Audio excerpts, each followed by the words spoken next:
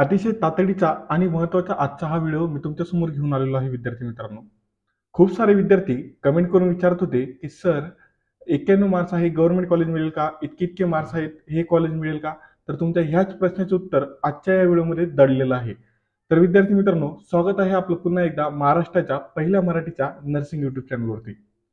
तर विद्यार्थी मित्रांनो, तुमचं जे ऍडमिशन असतं, तुमचं जे सिलेक्शन असतं ते तुमच्या मार्क्सवर डिपेंड नसून ते तुमच्या रँकवर डिपेंड असतात. त्याच्यामुळे याने फरक पडत नाही की तुम्हाला किती मार्क्स एमएच नर्सिंग सीईटी मध्ये मिळालेले आहेत, तर फरक याने पडतो की तुम्हाला तुमची रँक्स किती आलेली आहे. त्याचप्रमाणे आता लवकरच तुमचं रजिस्ट्रेशन, नर्सिंगचं रजिस्ट्रेशन लवकरच सुरू होणार आहे. रजिस्ट्रेशन सुरू झाल्यानंतर सगळ्यात आधी महत्त्वाचा टप्पा असतो तो म्हणजे preference form filling. Preference form filling करताना तुम्हाला कॉलेजचे कोड हे फिल करायचे असतात, ना की कॉलेजचे नाव हे फिल करायचे असतं. तर खूप सारे विद्यार्थी सगळ्यात मोठी मिस्टेक करतात ती म्हणजे कॉलेजचा ऑप्शन फॉर्म किंवा कॉलेजला प्रेफरन्स देताना किंवा कॉलेजचा कोड सिलेक्ट करताना. तर विद्यार्थी मित्रांनो, तुमच्याकडे खूप सारा वेळ आहे. जोपर्यंत रजिस्ट्रेशन सुरू होत नाही तोपर्यंत तुम्ही कॉलेजेस बघा. मी आपल्या युट्यूब चॅनलवरती महाराष्ट्राचे टॉपचे नर्सिंगचे कॉलेजेस आहेत, जे सेमी गव्हर्नमेंट आहे, प्रायव्हेट आहेत, गव्हर्नमेंट आहेत, या सर्व कॉलेजेसची लिस्ट याच्यावरती व्हिडिओ ऑलरेडी बनवून ठेवलेला आहे. मी तुम्हाला कृपया करून सांगतो की तो व्हिडिओ आवर्जून बघा. तर सर्व विद्यार्थ्यांना पुन्हा एकदा विनंती आहे की कृपया टॉप कॉलेजेस जे आहेत त्यांच्यावरती जो मी व्हिडिओ बनवलेला आहे तो बघा. आता सगळ्यात मोठी गोष्ट आहे ती की तातडीनं हा व्हिडिओ बनवायचं उद्दिष्ट काय आहे, मी एवढ्या तातडीनं हा व्हिडिओ का बनवत आहे.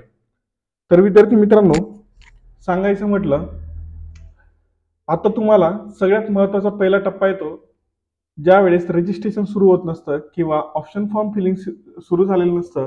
त्यावेळेस तुम्हाला काय करायचं असतं, तर तुमचे जे डॉक्युमेंट्स आहेत जे तुमच्याकडे सध्याला उपलब्ध नाहीत ते डॉक्युमेंट्स एवढ्या वेळेमध्ये उपलब्ध करून घ्यायचे असतात.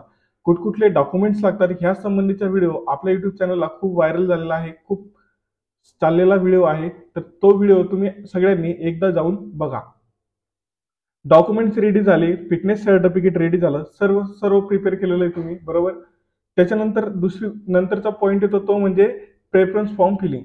प्रेफरन्स फॉर्म फिलिंग करताना तुम्हाला लागत असतं कॉलेजेसची लिस्ट, कॉलेजचे नावं, कॉलेजचा कोड आणि त्या कॉलेजचा एक बेस्ट रिव्ह्यू, त्या कॉलेजची फी.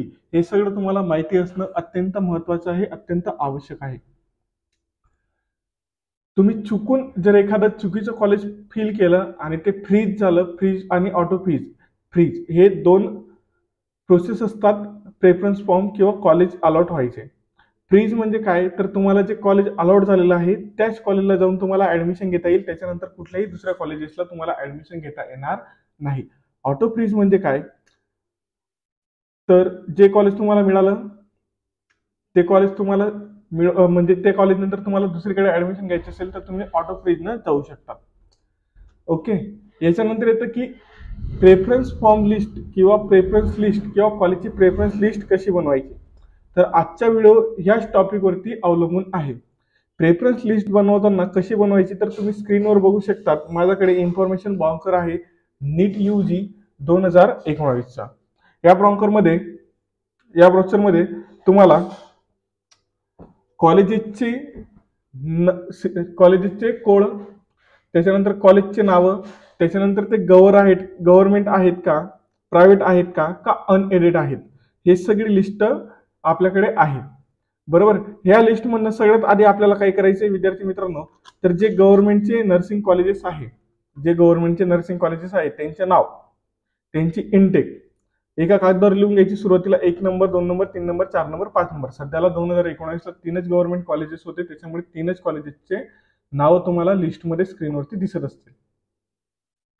हे 5ही गव्हर्नमेंट कॉलेज तुम्हाला प्रेफरन्स फॉर्म मध्ये 5च्या 5 तुम्हाला फिल करायचे. आता तुमच्या मनामध्ये प्रश्न येईल की सर मला 40% आहेत, 50% आहे, 60 आहेत, 80 आहेत, 70 आहेत, 90 आहेत, तर मी त्या 5ही गव्हर्नमेंट कॉलेजेसला प्रेफरन्स देऊ का. तर मी उत्तर देईल तुम्हाला विद्यार्थी मित्रांनो, नक्की तुम्ही आवर्जून सगळ्यात आधी 5ही गव्हर्नमेंट कॉलेज फिल करायचे. सुरुवातीला 5ही गव्हर्नमेंट कॉलेजेस फिल करायचे. त्याच्यानंतर जे टॉपचे प्रायव्हेट कॉलेजेस आहेत किंवा जे टॉपचे गव्हर्नमेंट कॉलेजेस आहेत ते टॉपचे गव्हर्नमेंट कॉलेज फिल करायचे. त्याच्यानंतर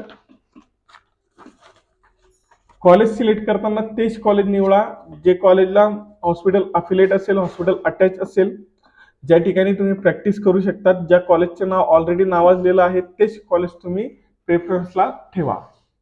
बरोबर.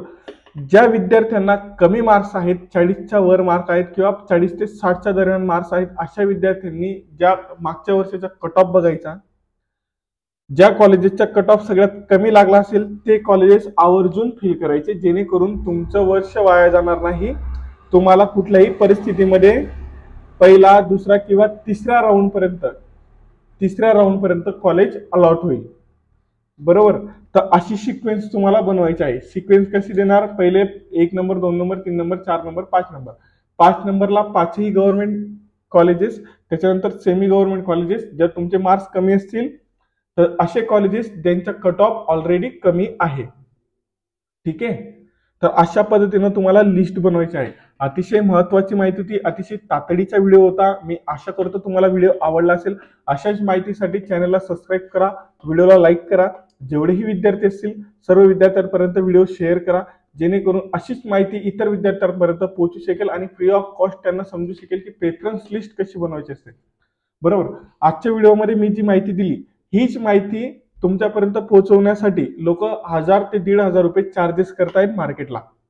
तर विद्यार्थी मित्रांनो, तीच माहिती जी तुम्हाला पैसे देऊन 1000-1500 रुपये देऊन मार्केटमध्ये उपलब्ध होईल, तीच माहिती मी तुम्हाला फ्री ऑफ कॉस्ट आजच्या व्हिडिओमध्ये सांगितलेली आहे. त्याच्यामुळे तुमच्याकडनं ह्या बदल्यामध्ये मी काहीच मागत नाही, फक्त चॅनलला सबस्क्राईब करा, व्हिडिओला लाईक करा, जेणेकरून मला मोटिवेशन मिळत राहील. त्यानंतर तुमच्या काही समस्या असतील तुमचे मार्क्स सोडून, तर त्या समस्या कमेंटमध्ये सांगा.